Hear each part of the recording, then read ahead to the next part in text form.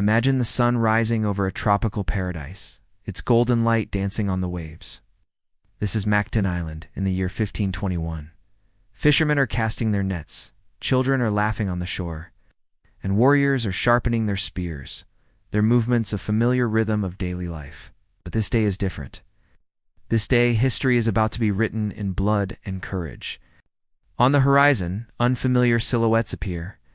Massive ships, unlike any seen before, sail towards the island. These are the Spanish galleons, led by the famed explorer Ferdinand Magellan. They bring with them powerful weapons, strange symbols of a new faith, and a demand for allegiance to a distant king. Many local chieftains, awed by their technology and intimidated by their might, have already kneeled. They chose submission over conflict, believing it to be the only path to survival. But one chief refused to bow. His name was Lapu-Lapu. Picture him, tall and proud, his eyes as fierce and unyielding as the rocky shores of his island. In his hand he holds a campolin, a formidable single-edged sword, its blade gleaming as if forged from the very spirit of his ancestors. He looks at his warriors, his voice ringing with conviction. The soil beneath our feet belongs to us. The sea that feeds our children belongs to us. No foreigner shall claim our island, for freedom is the lifeblood of our people. His words were not empty boasts.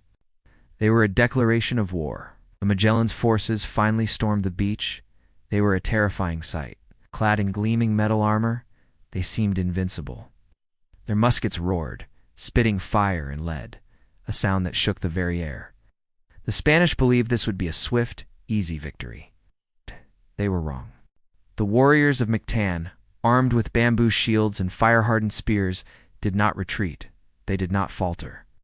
With a unified battle cry that echoed from the jungle to the sea, they charged forward. They were not just fighting soldiers. They were defending their homes, their families, and their way of life. The battle was a chaotic whirlwind of violence. The clash of indigenous blades against European steel rang across the shore. Arrows whistled through the air, finding their marks in the gaps of armor. The smoke from the gunpowder hung heavy, a dark cloud over the pristine beach. Yet through it all, the islanders fought with a ferocity born from desperation and love for their land. Their courage was a fire that the Spaniards could not extinguish. At the very center of this storm of combat was Lapu-Lapu. He moved like a force of nature, his campolin a blur of deadly motion. It wasn't just a weapon, it was an extension of his will. Every powerful swing was fueled by the collective determination of a people who refused to be conquered. He cut through the enemy ranks, his presence inspiring his warriors to push harder, to fight longer. And then the unthinkable happened. Ferdinand Magellan, the great circumnavigator, the man who had crossed vast oceans and faced down kings, found himself face to face with the warriors of Mactan. Overwhelmed by their relentless assault, he fell. As his body was washed away by the tide, so too was the myth of European invincibility. For the first time, a people in this part of the world had proven that they could stand against a colonial power. They could fight back, and they could win. The victory at Mactan on that day in 1521 did not stop the tide of colonization. Far from it. In fact, it was just the beginning of a long, arduous struggle that would span centuries. But it did something incredibly important. It lit a spark of defiance, a spark of hope, a spark of independence. This story was passed down through generations, whispered in secret.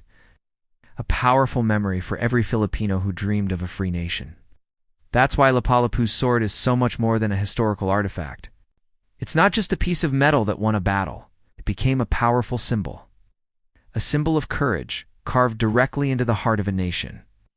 It represents the idea that no matter how powerful the oppressor, the spirit of freedom can never be truly extinguished.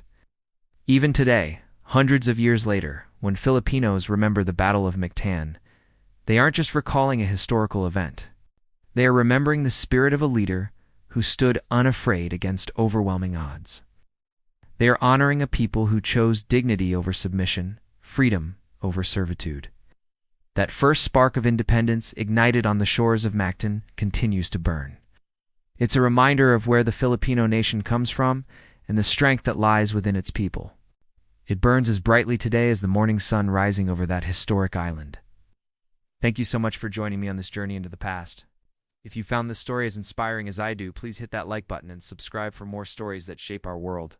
I'll see you in the next video.